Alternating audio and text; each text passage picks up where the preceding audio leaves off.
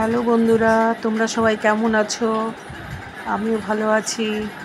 অনেক দিন পর বৃষ্টি হলো রাতের ঘুমটা খুব ভালো হবে। হ্যালো বন্ধুরা, খুব বৃষ্টি হচ্ছে। এই বৃষ্টিটা খুব উপভোগ করছি আমি। খুব সুন্দর লাগছে, খুব ভালো লাগছে।